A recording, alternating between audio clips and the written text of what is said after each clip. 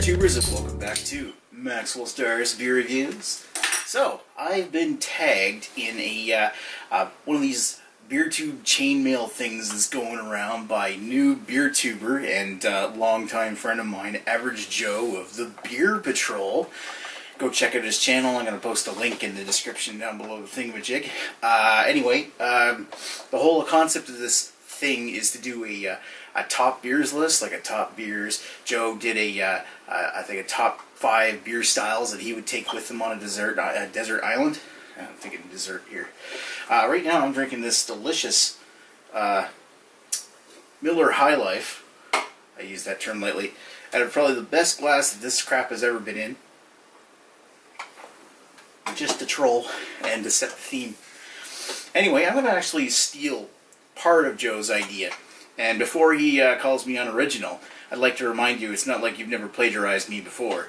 Hey there, Beertubers, welcome to the introduction. Hey there, Beertubers, welcome to the first. Hey there, Beertubers, welcome back to another. Hey there, Beertubers, welcome back to another beer review here on the Beer PaTroll. I'm Average Joe.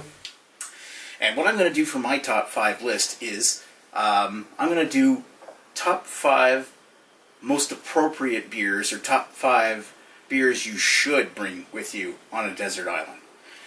And one thing I got to point out is that being on a desert island, it's a very serious thing. If you've been stranded on a desert island, either by being a survivor of a plane crash, or your boat washed ashore, or people don't like you and genuinely kicked you off the cruise ship, I don't know why you'd be on a desert island these days. But if you do find yourself stuck on a desert island with an unlimited supply of beer, you should probably be a bit more reasonable. Instead of choosing the specific styles of beer, be tactful in your decisions. So my thoughts of what you should take for beer is, well, for number 1, you should probably take something that's going to rehydrate you. In this case, I'm going to recommend you take some Michelob Ultra.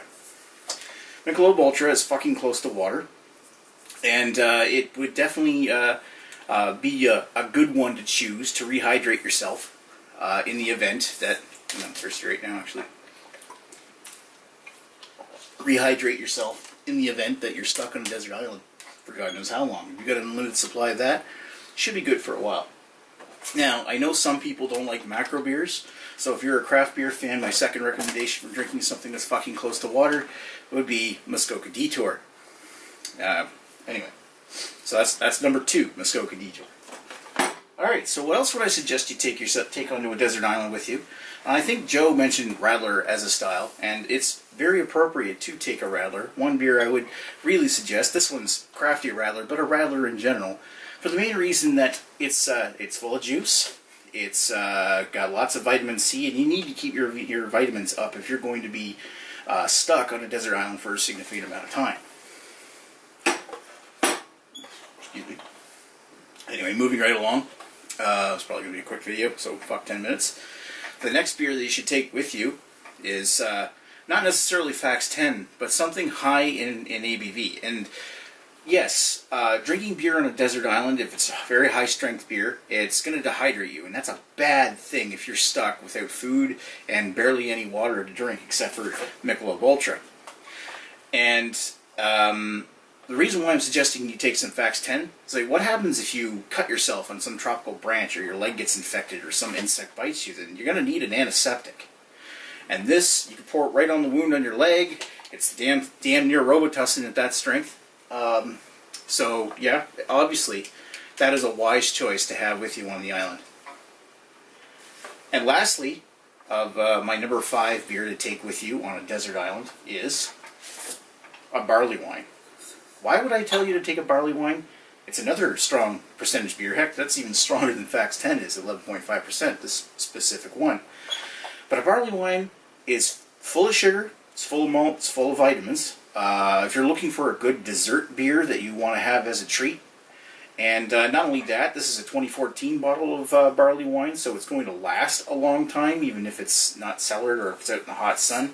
If you want something that's going to provide sustenance while you're looking for food or wild pig meat or something on that desert island, that you're going to want something that's going to keep your energy levels up while you hunt for your dear life. Or flag down any passing ships or planes. So, yeah.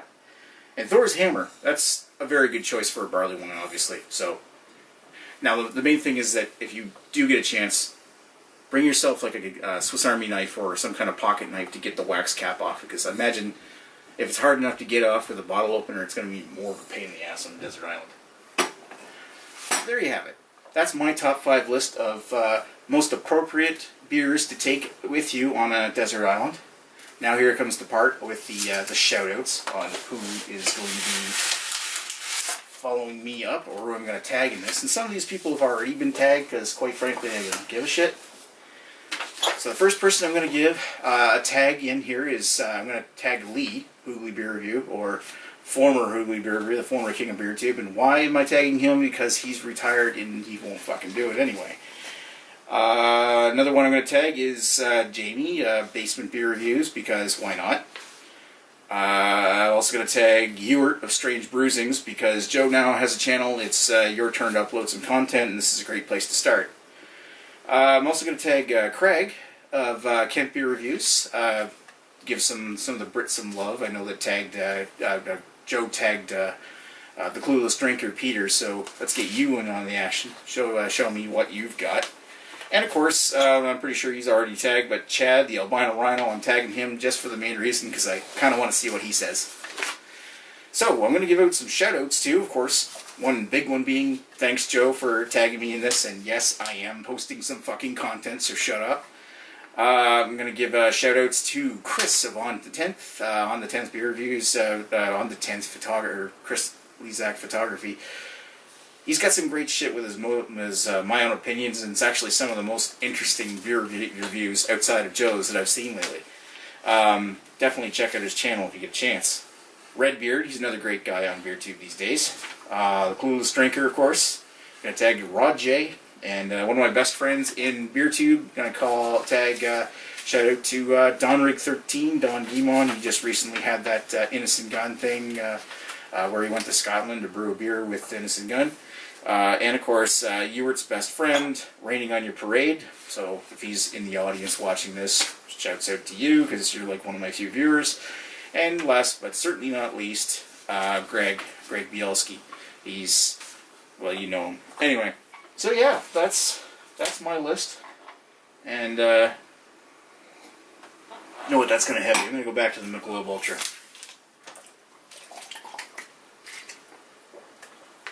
Oh, hold on a sec.